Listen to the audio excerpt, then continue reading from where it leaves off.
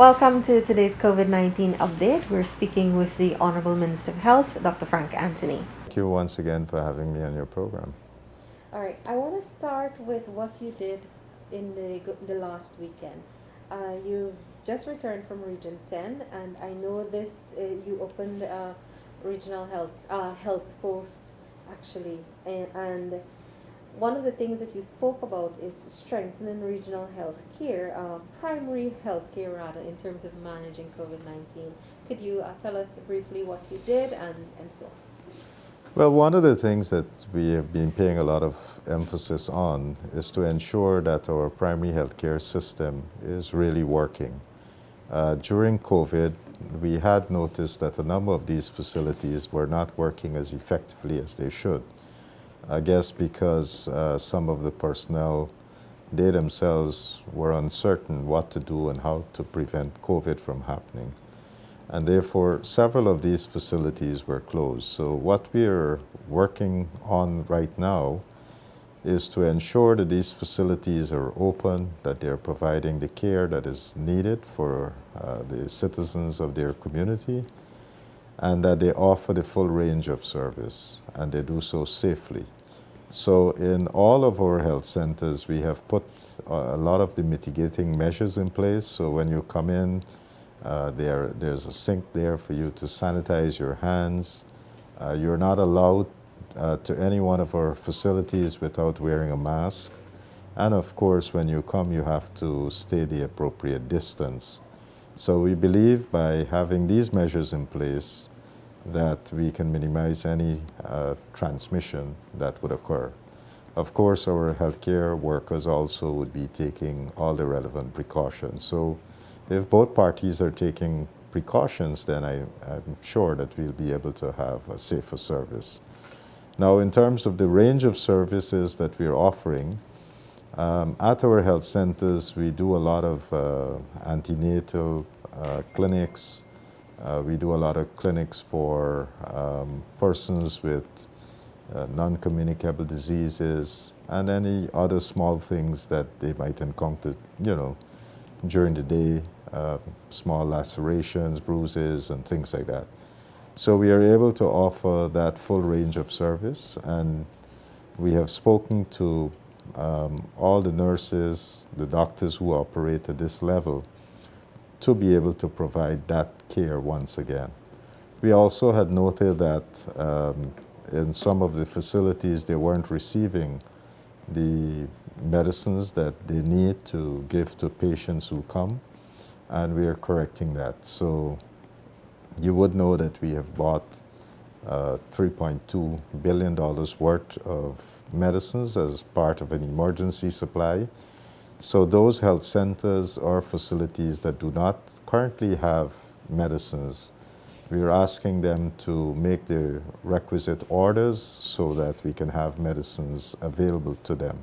And so through them, we are able to get to our patients. But this is very important because, as we know, persons with chronic non-communicable diseases such as diabetes and hypertension and so forth are at higher risk for COVID.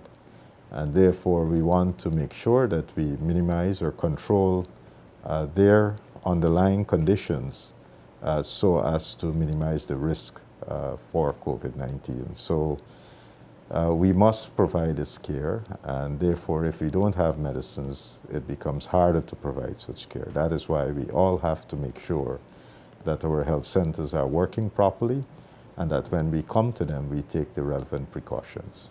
I know that one of the main reasons for your travel to the various regions and your teams as well is to strengthen the COVID-19 treatment.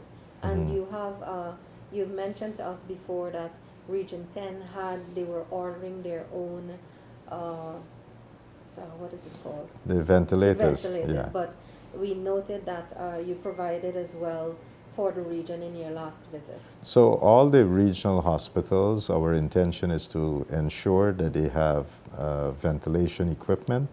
So ventilators, there are also other types of equipment called CPAP machine or BPAP machines. All these help to get oxygen to the patient. So We have been providing these types of equipment to the hospitals, and we have been providing training for the doctors so that they can use the equipment more appropriately.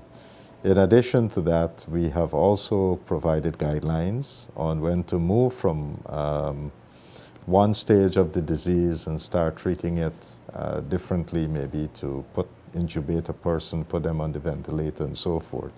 How to assess that patient's condition, and of course when to put the person on ventilator. So these things we have been constantly training our staff, especially those on the periphery. And during this week, next week, we'll be having a team from the US government who would be going out to various regional hospitals and doing hands-on training with our doctors and nursing staff so that they will be able to, one, provide the level of care that we would like to see at a regional hospital, and two, to have more hands-on training on the use of ventilators.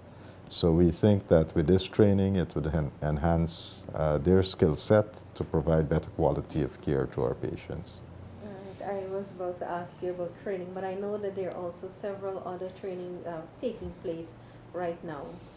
Yeah, well, the training that we do it's a continuous process.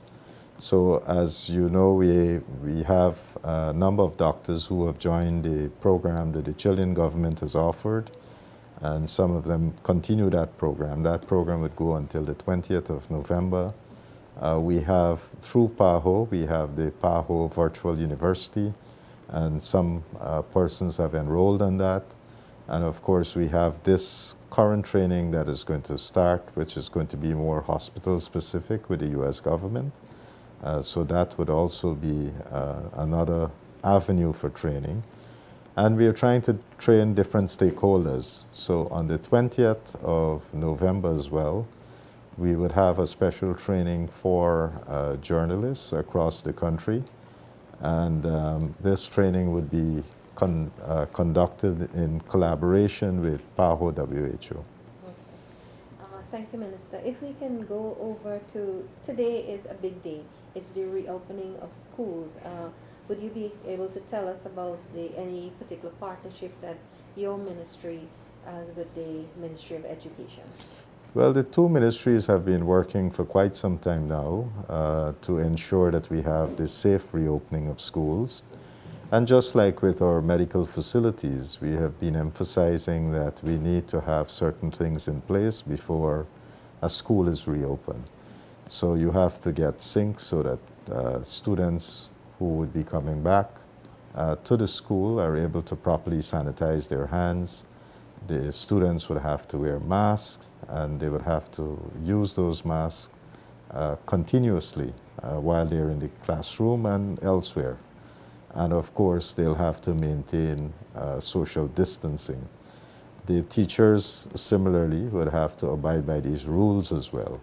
And so once we are able to do that and do that consistently, then we'll have that safe environment. And that's what we are asking everybody to abide by these rules. So we had put out these guidelines, worked with the Ministry of Education to develop these guidelines, and the ministry has now used those guidelines to prepare the schools so that they can make the environment in the schools quite safe. Yesterday, for example, myself and Minister Manikchand, we were able to visit the President's College. And as you know, some schools, some secondary schools, they have dorms. And you have children from different parts of the country who would be coming into these dormitories.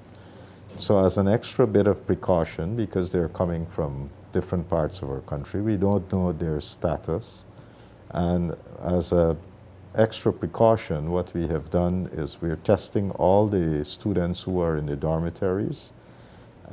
We have started at PC. We have completed 97 PCR tests for them, and they'll be getting back their results by the end of the day. We have another set of students at President's College who are yet to be tested, but it's an ongoing process. So within another day or two, all the students who would have come into the dormitory at President's College would be properly tested, and we will know their status. If there's anybody who's tested positive, well, then we'll take the appropriate actions of isolating that person, observe them, and once they have 10 days of being symptom-free, then we'll discharge them. So we have these protocols in place. But not only at President's College are we checking on the students in the dormitories, the regional health officers across the country are doing similar things. So we had some testing being done at Port Kaituma. We had testing being done at Anna Regina. We had some testing in region 5 and 6, 7, and 9 and 10. So across the country, wherever we have dorm-based schools, we are working in collaboration with the Ministry of Education. Okay. Minister, of concern I noted someone made over the last weekend. They were basically saying that teachers are basically given task of nurses. Could you enlighten us a little bit there? And they're talking in line of having to ensure that children follow the protocols and stuff like that. I think during a pandemic, everyone should, first of all, understand how transmission occurs and to know how to take the precautions. And in these very unusual situations, in workspaces, people would have to take on an additional set of responsibilities to ensure that their work sites are safe. And those responsibilities might include doing things like temperature checks or ensuring that in a work environment that people stay, keep their distances and so on. So it's not much of a, these are basic commonsensical protocols that we're talking about. And that's what we're asking teachers to enforce.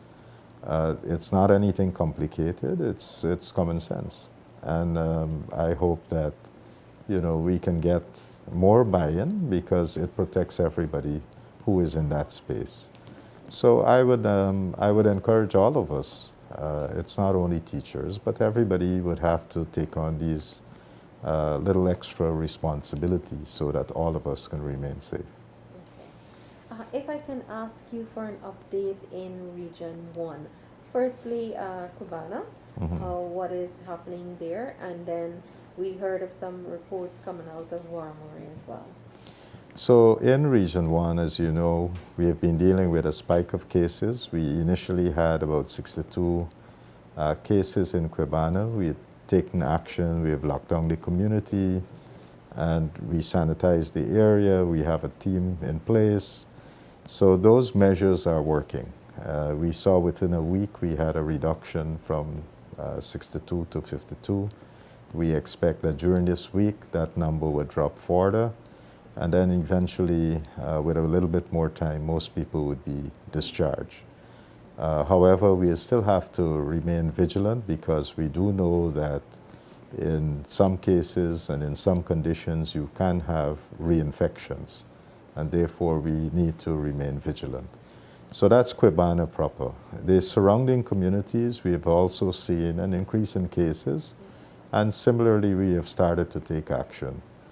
We haven't locked down those communities, but we are observing, we are swabbing people, we are testing to ensure that we are able to detect cases, and if we notice that it's getting beyond a certain threshold, then we probably consider further restrictions of movement and possibly lockdowns, but we are not there yet. So we are observing as of this point, and I think so far the reports that I've seen, I remain optimistic that it has been fairly stable. In Region 4, we have had a spike in cases in St. Cuthbert's Mission.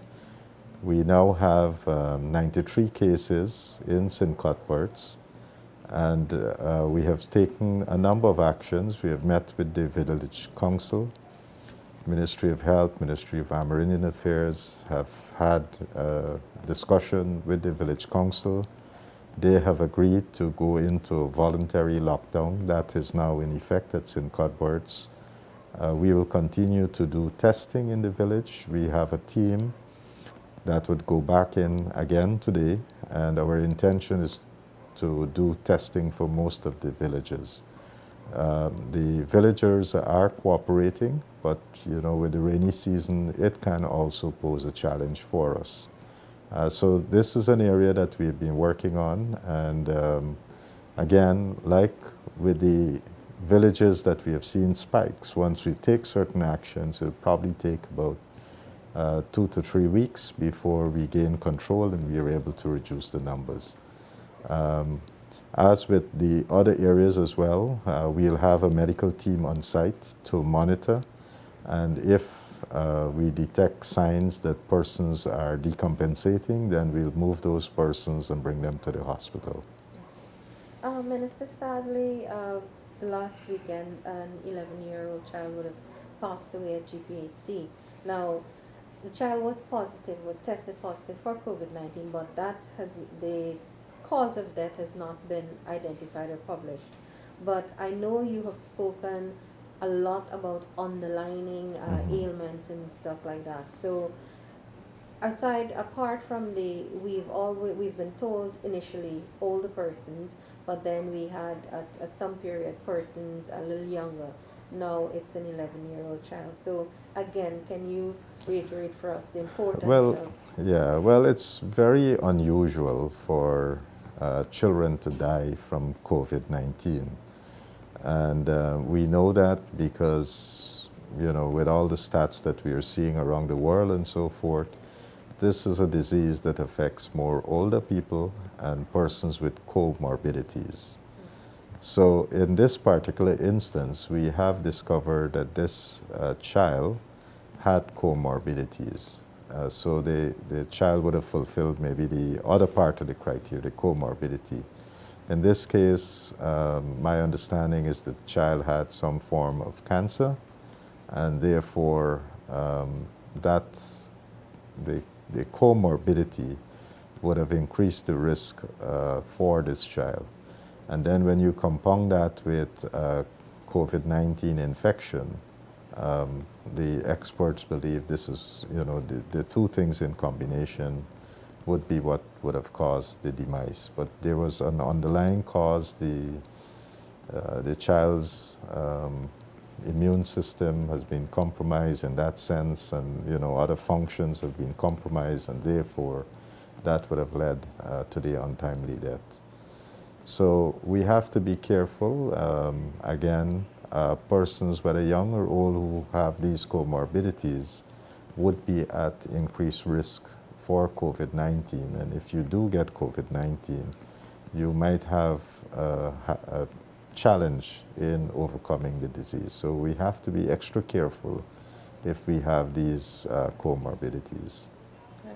Minister Anthony, thank you so much for speaking with us today. We are heading into the Christmas season, as you know. Any last words or so before we go?